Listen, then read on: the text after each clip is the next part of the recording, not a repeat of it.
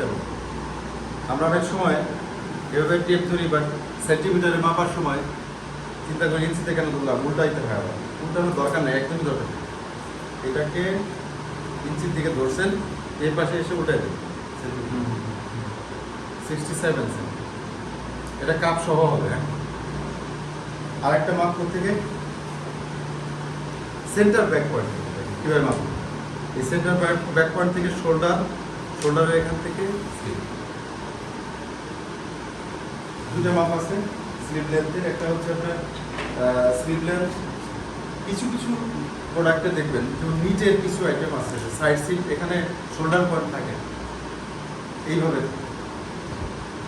এই পার্টটা, এই স্লিভটা শুরু হয়েছে এখান থেকে, তখন স্লিভ লেন্থ থেকে দেবে। এই জন্য স্লিভ লেন্থের দুইটা লোকেশন দিয়ে দেয়, একটা হলো স্লিভ পয়েন্ট থেকে, একটা সেন্টার ব্যাক পয়েন্ট। টেইলার থেকে দেখবেন, টেইলার সালোয়ার মাঝে মাঝে এরকম আপনার পিছনে যে এমনি এভাবে মাপ দেয়, দেখছেন না, শোল্ডার সহ স্লিভের মাপ। এটা একটা ক্যালকুলেশন আছে, কনজাম্পশনের ক্লাস ইউজ করা। তারপর কি আছে বলেন, স্লিভ লেন্থ দুটা। এখন এলবো তো বুঝতে পারছেন কোথায়, এলবোর মাপ হবে আপনার স্লিভটাকে হাফ ফোল্ড করতে হবে।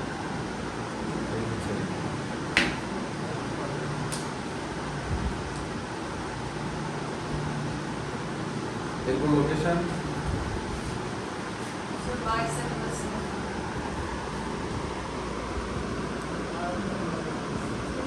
এলবো বাইসেপটা জানেন কোনটা?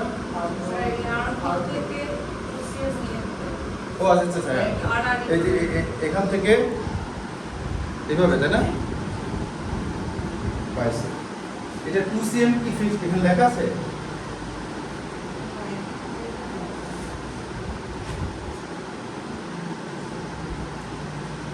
এটা নিচে আর্মহোল থেকে স্যার 2 cm বাদ দিয়ে তারপরে ইয়ে করে দিন।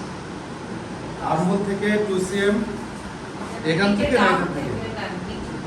নিচের থেকে 2 cm বাদ দিয়ে তারপরে এইভাবে।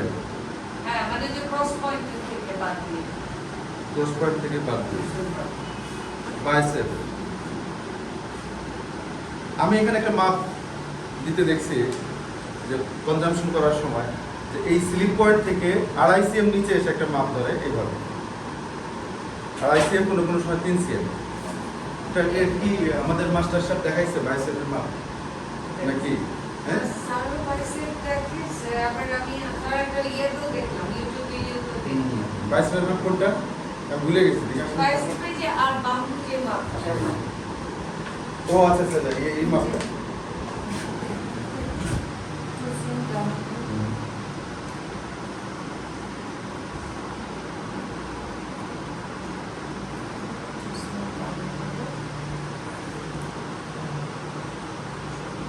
তাহলে বাইসেপের মাপ কত দেবো? বাইসেপের ঠিক এখান থেকে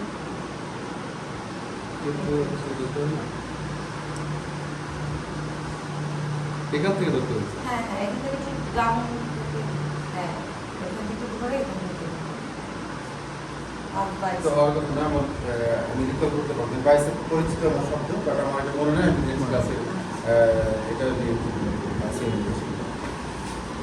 তারপর এলবো, কাফ লেন্থ, কাফ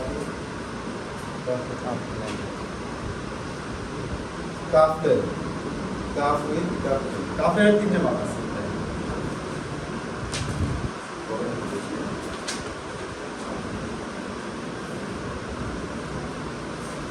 আমরা যখন টেইলার্সে শার্ট বানাতে যাই, লং স্লিভ শার্ট, তখন এরকম হাতা এর মতো মাপ নেয়, তাই না? এই যে মাপটা, এটা কিন্তু আপনার কাফ লেন্থ না। এই মাপটা কি ধরেন এরকম শার্টের বাটন, হ্যাঁ হ্যাঁ, বাটন টু হোল, এটা মনে রাখতে হবে। তো কাফের 3টা মাপ হয়। একটা হলো কাফ লেন্থ, ধরেন এখানে কি লিখবো, যে কে লিখবো, এটা আপনার কাফ লেন্থ হতে পারে। কাফ উইথ ডেফিনেটলি মাঝখানে হবে এল এম,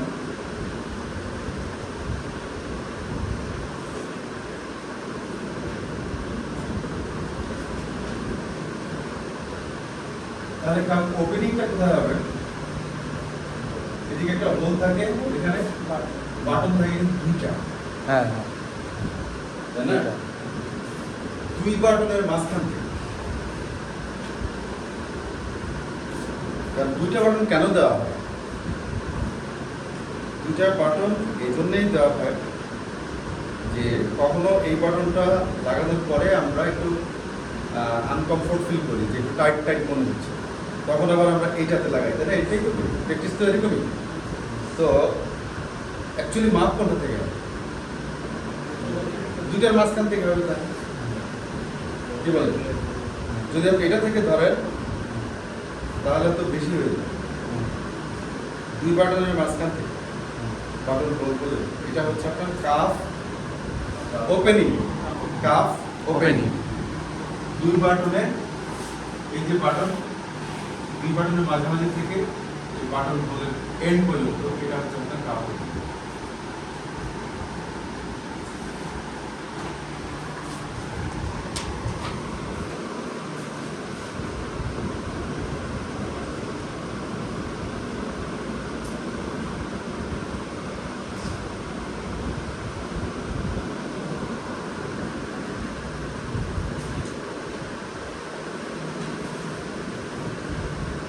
স্যার ওপেনিং আর লেন্থ কি এক?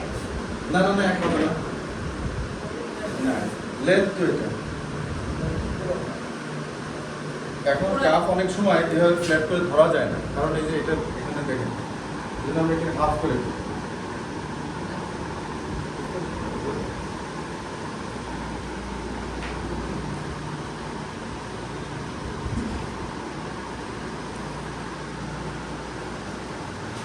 পনেরো আছে, তার মানে কত? হাফ লেন্থ 30, হ্যাঁ? আর এটা হলো বাটন টু বাটন, এই বাটন থেকে মাঝ বাটন, হোলের মাঝে, দুই বাটনের মাঝে আছে হলো আপনার 25.5। টোটাল কাফ লেন্থ হলো 30 সেন্টিমিটার, আর কাফ ওপেনিং হচ্ছে 25.5। এরপর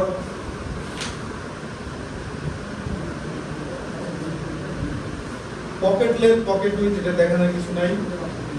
পকেট হেম উইথ, পকেটের যে হেমের একটা উইথ থাকে এটা, পকেট রোলিং উইথ, এটাকে পকেট হেম উইথ বা পকেট রোলিং উইথ, তাই না? এটা থাকতেই পারে। এই এখানে আছে কিনা দেখি, এটা তো ফ্লাপ আছে। এখন ফ্লাপ যদি থাকে, ফ্লাপেরও কিন্তু লেন্থ উইথ থাকে, এটা তো এখানে লেখা হয়নি। আর তারপরে একটা মা বলছেন স্যার আমাকে তো ভালো করে বুঝিয়ে দিন হ্যাঁ, যে উপর ক্লাবটা একটু মানে কতটুকু বেশি করে হয়? এই গ্যাপে কতটুকু গ্যাপে হয় এসব নিয়ে, কতটুকু লেন্থ হয়, কতটুকু উইথ হয় নাকি ক্লাবটা যে একটু বড় বড় থাকে আর কি। বড় করতে হয়। যাতে এই ঢাকি আর কি। মেজারমেন্ট দেওয়া থাকে, যেই শার্টের ফ্লাপ থাকে সেই শার্টের মেজারমেন্ট দেওয়া থাকে। বুঝতে বুঝতে ফ্লাপের উইথ কত, লেন্থ কত, এটা একটা ইম্পর্টেন্ট মেজারমেন্ট দেওয়া থাকে অবশ্যই। না থাকলে টেকনিক্যাল পেজে থাকে। এরপর কোনটা আচ্ছা স্যার কোনো বাইরে যদি বলে যে না আমাদেরকে মেজারমেন্ট করে দিতে তাহলে কিন্তু করবো। অনেক সময় দেই তো আমরা করে দিই, হ্যাঁ হ্যাঁ ওই ওরকম বায়ার ওয়ার্ল্ডে বহুত আছে। তো ইন্ডিয়ানরাই বলে যে তুমি মেজারমেন্ট করে এ আমারই তো বায়ার আছে, ধরেন ডেনমার্কে একটা বায়ার আছে, ওরা একটা জ্যাকেট দিয়ে বলে আপনি প্রাইস করো, স্যাম্পল দিয়ে স্যাম্পল তো দেন, স্কেচ দিয়ে বলবে এটা হলো ডিজাইন, প্রাইস করো। কাপড় হচ্ছে 100% পলিস্টার, 180 জিএসএম ফ্লিস। প্রাইস করবো মেজারমেন্ট চার্ট দিয়ে, আমাদের লোকটা বলে মেজারমেন্ট চার্ট, তখন ওরা বলে যে পোল্যান্ডের মেজারমেন্ট বা ডেনমার্কের মেজারমেন্ট তুমি fancy করো।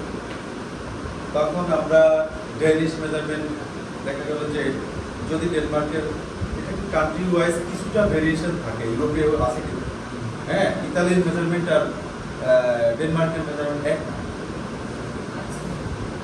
এটা ইন্টারনাল একটা ভেরিয়েশন থাকে, এটা খুব বেশি না। স্টাইলগত তো অনেক পার্থক্য থাকে, থাকে না অনেক সময়, যে কিছু কিছু দেশের মানুষ আছে প্যান্ট একটু উপরে পড়তে পছন্দ করে, কিছু মানুষ প্যান্ট একদম নিচে পরে, যে ফ্রন্ট রাইজ ব্যাক রাইজ খুবই ছোট থাকে, কেউ আছে বটম হেমটা খুব চিকন পরে, এটা ওয়ার্ল্ডে ওখানে ফ্যাশনের বিস্তার কতটুকু এটার উপর নির্ভর করে কারা কত বেশি ফ্যাশন ইয়া করছে ডেভেলপ করছে কে কোন ফ্যাশনটাকে বেশি ফোকাস করছে ওই ফ্যাশনটা কিন্তু ওই দেশে এস্টাবলিশ হয়েছে এবং ওইভাবে অর্ডার করে কোনো কোনো জায়গায় হেমের উইথ থাকে 1 cm কোনো কোনো জায়গায় কোনো দেশে হেমের উইথ 1/2 ইঞ্চি হ্যাঁ তার মানে 1 cm এর থেকে বেশি মেজারমেন্ট চার্ট আপনি এখন তো খুব সহজ হয়ে গেছে আপনি শুধু গুগলে সার্চ দিবেন কোন দেশের মেজারমেন্ট চার্ট চান আপনি পেয়ে যাবেন এটা খুব সহজ হয়ে গেছে তারপরও গ্রেডিং এর একটা ব্যাপার গ্রেডিংটা যারা স্কিল প্যাটার্ন ডিজাইনার আছে এই যে গত ক্লাসে যে এসছে এরা গ্রেডিং করে দিতে পারে যেমন ধরেন আমাদের এক সময় একটা বাইরে স্মল মিডিয়াম আর লার্জ মানে দুইটা সাইজের মাল নিতে এবং দুইটা সাইজের কিন্তু মেজারমেন্ট চার্ট আমাদের কাছে দেয়া আছে এরপরে এই সিজনে বলতে 4টা সাইজ দিবে তাতে স্মল লাগাই দিছে এর পাশে এক্সেল লাগাই তো এই দুটোর মেজারমেন্ট চার্ট ওরা দিবে গ্রেডিং করে গ্রেডিং বুঝেন যে মিডিয়াম থেকে লার্জের ডিফারেন্স কত তাহলে মিডিয়াম থেকে স্মলার কত স্মলার হবে লেস দেন হবে আর এটার থেকে এটা কতটুকু কি হবে গ্রেটার দেন হবে বাড়বে ওই রেশিওতে আমরা স্ট্রাকচার নিজেরা তৈরি করে বাইরে পাবো যেমন টেস্ট করে কাজ করতে আমরা ওদের কোনো আর ইয়েই ছিল না পিওসিটি ছিল ওদের টোটাল ইনফরমেশন ওদের ইয়াতে আছে ওদের না পেজে আছে আপনার সাথে পিও কনফার্ম করলো যে এই পিও এই হাউসের সাথে কনফার্ম তখন আপনি ওদের পেজে ঢুকে ওই পিও সার্চ দিয়ে দেখুন ওই পিওতে স্পেক কোথায় এই পিওর স্কেচ কোথায় সব গুছায় দিয়ে নিজের একটা আমরা আরআইএফ তৈরি করে কমপ্লিট করে পিও শিটে ওদেরকে থ্রো করতাম যেটা আপনি বলতেন কত জমিদার কত বড় জমিদার আমরা রেডি করে দিতাম বলতো যে তোমরা তোমাদের এই পিও কনফার্ম হয়ে গেছে তোমরা আমাদের ওয়েবসাইটে ঢুকে আমাদের সিস্টেমে ঢুকে তোমরা আরআইএফ রেডি করো এখন যেটাকে আমরা বলি পিও পার্চেজ অর্ডার আমরা রেডি করে দিতাম ওরা ওখান থেকে সাইন দিত আর কি আছে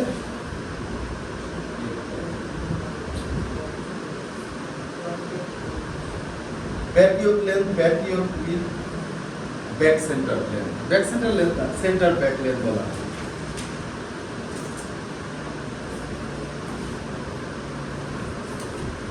ব্যাক ইয়োক তো ছিলেন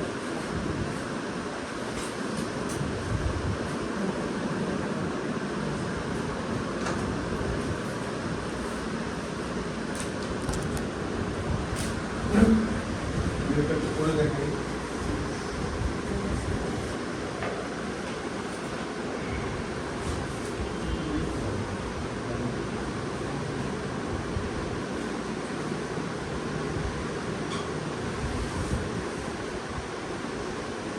बैटरी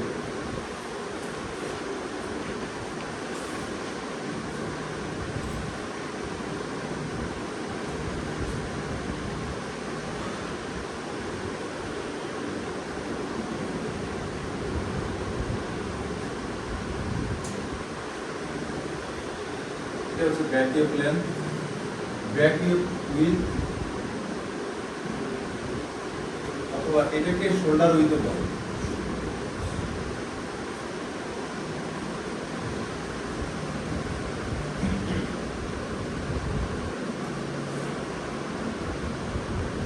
আর একটা হচ্ছে কি back centre length back centre length বা সেন্টার ব্যাক লেন এটা এখান থেকে এখানে তো ভেতর কলার তাই না কলার ব্যান্ড এরপর কলার এই যে সেন্টার পয়েন্ট থেকে এটা হচ্ছে আপনার সেন্টার ব্যাক লেন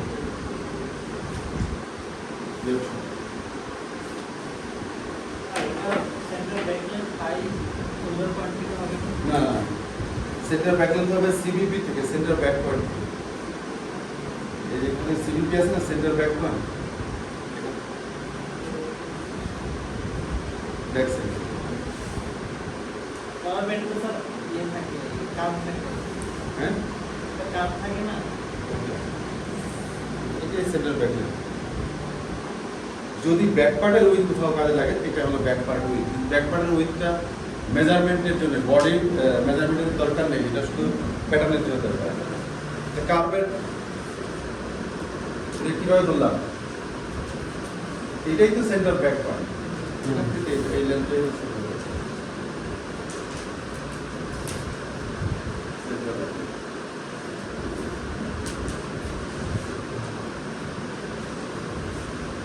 আর কিছু আছে।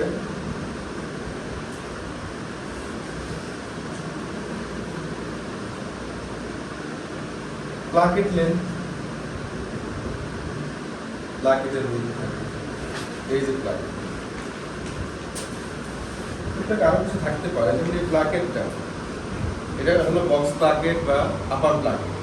প্লাকেট লেন্থ বা টপ সেন্টার লেন্থ, এটা লেখা নাই বলে না? প্লাকেট উইথ লেখা আছে কোথায় লেখা আছে? 32। ও টপ সেন্টার লেন্থ যেটা, ওটাই হলো প্লাকেট লেন্থ। এটা টপ সেন্টার লেন্থ লেখা আছে, হ্যাঁ। Top centre length by placket length, একই।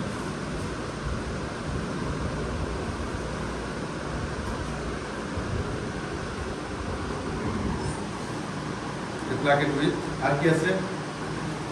কোনো কিছু বাদ আছে? আর শোল্ডার ড্রপ আছে স্যার। শোল্ডার ড্রপ আলোচনা করছি, নেক ড্রপ, শোল্ডার ড্রপ।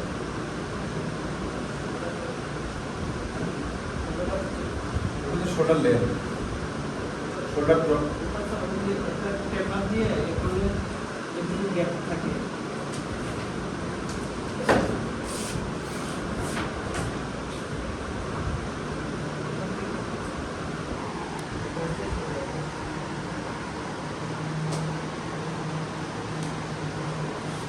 এই যে গ্যাপটা আছে,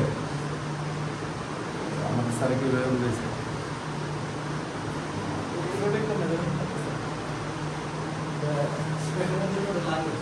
প্যাটার্নের জন্য লাগে টেকনিক্যাল মেজারমেন্ট, বাট মেজারমেন্ট যখন আপনার বডি ফিজিক্যাল বডি মেজারমেন্ট করবেন, তখন শোল্ডার ড্রপ মানে কিন্তু এইটা, এটাই শোল্ডার ড্রপ, নেক পয়েন্ট থেকে। আর এটা হলো নেক ড্রপ, সেটার পর থেকে শোল্ডার ড্রপ, নেক ড্রপ, বডি মেজারমেন্ট। এখন শার্টের মধ্যে মেজারমেন্ট যতগুলো আছে, এটা বলছিলাম শেখা হয়ে গেলে জ্যাকেটের মেজারমেন্ট পাওয়া যায়, একই না? প্যান্ট হয়েছে না, প্যান্ট হয়ে গেছে, শার্ট হয়ে গেছে। আমরা এগুলো পড়াশোনার ব্যাপার, একটু শিখতে হবে, প্র্যাকটিস করতে হবে। পড়াশোনা তো না, প্র্যাকটিস করা। ভাইয়া কি করেন আপনি? পরিচয় হয়। আমি কিছু করি না। আচ্ছা,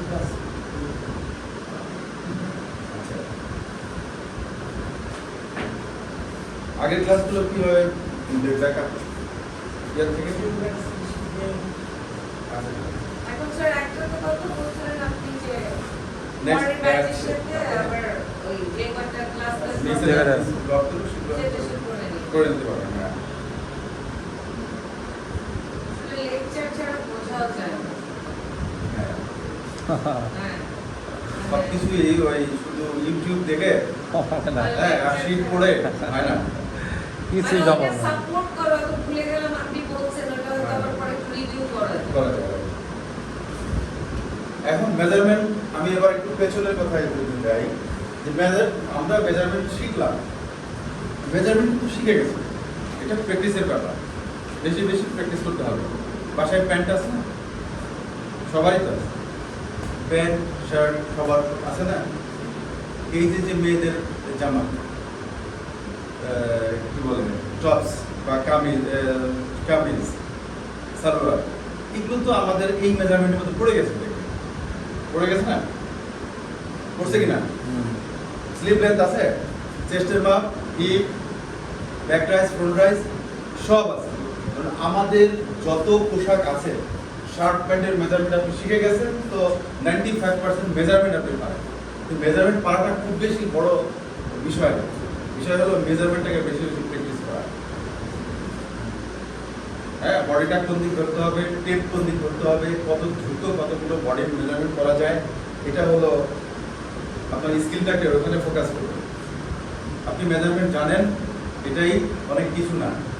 মেজারমেন্টটা করতে পারেন খুব সুন্দরভাবে।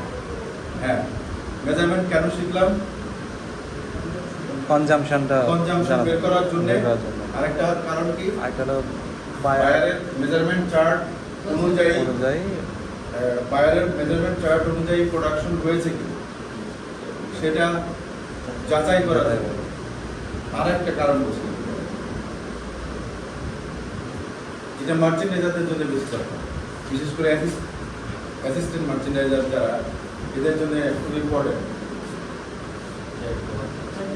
চেক তো বললাম, চেক সবই চেক। যেটা কিউসির প্রধান কাজ হলো, একজন কিউসি বাংলাদেশে একজন কিউসি যারা বাইক হাউসে চাকরি করে বা ফ্যাক্টরিতে চাকরি করে, মিনিমাম 20,000 থেকে 1,80,000 টাকা পর্যন্ত আমার পরিচিত কিউসি আছে। আমাদের চাকরিতে এরকম পরিচিত আছে। তো যেটা বললাম যে কিউসির প্রধান কাজ হলো মেজারমেন্ট। প্রধান কাজ কি? মেজারমেন্ট করা। কি মেজারমেন্ট করা? কমপ্লিট বডি মেজারমেন্ট করা। যে বায়ার যে মেজারমেন্ট চার্টটা দিয়েছিল সেই মেজারমেন্ট চার্টের সাথে টলারেন্সের মধ্যে আছে কিনা। আমি টলারেন্স সম্পর্কে গত ক্লাস ধারণা বলছিলাম যদি সেটা আনটলারেবল লেভেলে চলে যায় তাহলে এই বডি রিজেক্ট। আরো একটা কারণ বলছিলাম, যেটা মার্চেন্ডাইজাররা স্যাম্পল পাঠায়। বায়ারকে যখন আমরা স্যাম্পল পাঠাই তখন মার্চেন্ডাইজারদের হাত দিয়ে যায়।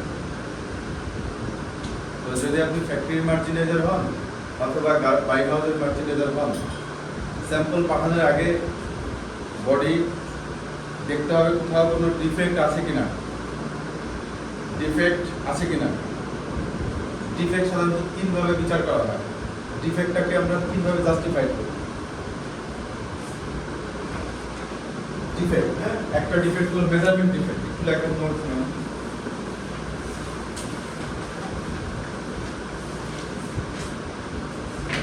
ডিফেক্ট বা ফল্ট,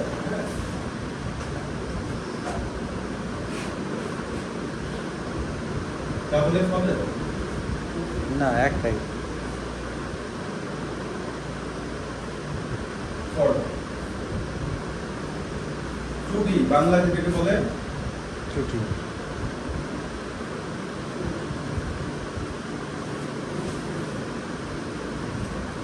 মার্চেন্ডাইজার যখন বায়ারকে স্যাম্পল পড়াবে তখন এটা অনেক বড় একটা ইম্পর্টেন্ট কাজ।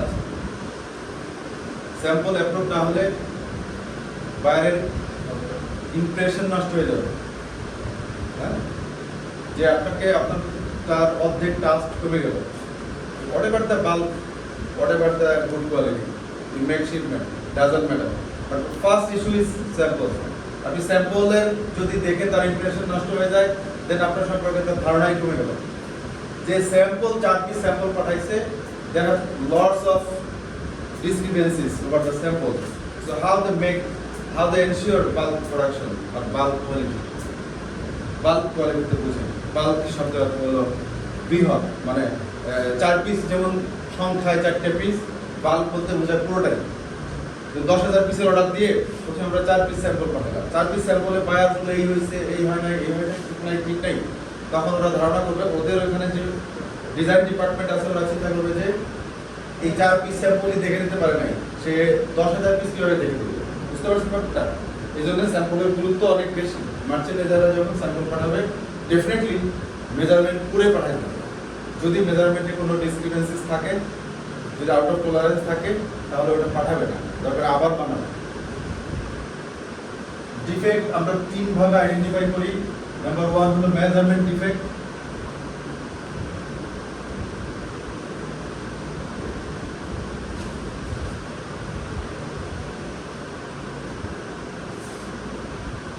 বা ফল্ট।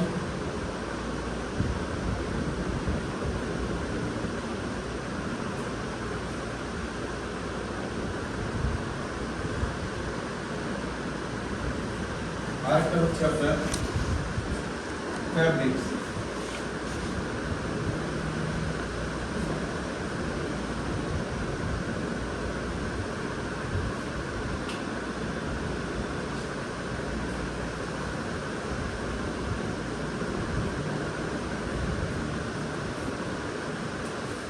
আরো কিছু ডিফেক্ট আছে যে এক্সপোর্টের আদার্স ডকুমেন্টারি ডিফেক্ট থাকতে পারে, ডকুমেন্টারি ঠিক মতো নাই, আদার্স কিছু ডিফেক্ট থাকতে পারে যেটা সুইং। মোস্ট অফ দ্য ডিফেক্টগুলো হলো এইখানে। আমরা হ্যাঁ মেজারমেন্ট ডিফেক্ট বা মেজারমেন্ট ফল্ট, সুইং ফল্ট আর ফ্যাব্রিক ফল্ট, এই তিনটাই হলো আপনার মেজারমেন্টে যদি আপনি 50% দেন, দেন সুইং ফল্ট ফ্যাব্রিক ফল্টে 25% বা 20% এটা 20%। কত হলো? আরো বাকি আছে না?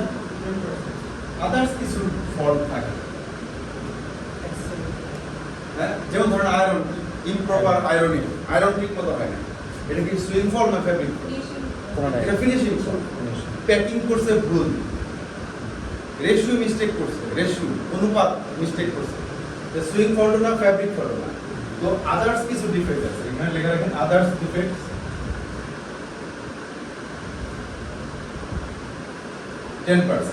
এই আদার্স ডিফেক্টস গুলো নিয়ে আমরা আলোচনা করব নেক্সট ক্লাসে হবে আপনার sewing fault, fabric fault and others fault. নামাজ, এখন আমরা কি নামাজের ব্রেক নেই, নামাজের পরে মেজারমেন্ট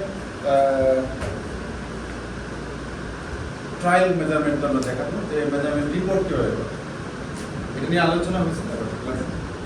এখানে ঠিক আছে কিনা চার্ট আছে।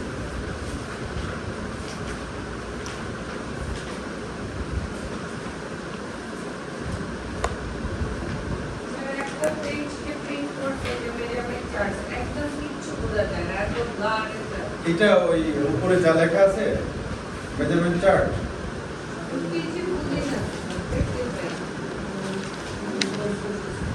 এই পেজটা তো বোঝা যাচ্ছে, এটা একটু ছবি তুলে নিয়ে যাবে।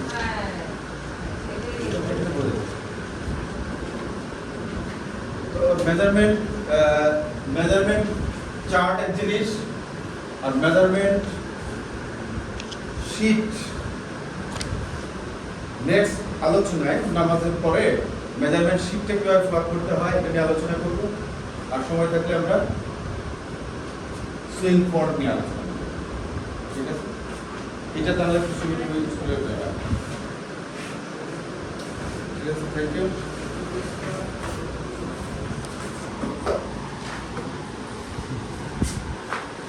ঠিকঠাক ছিল।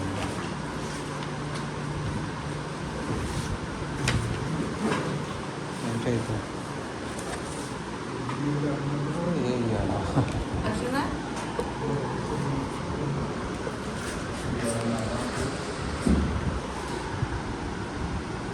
অফ করে রাখলাম। হ্যাঁ আমি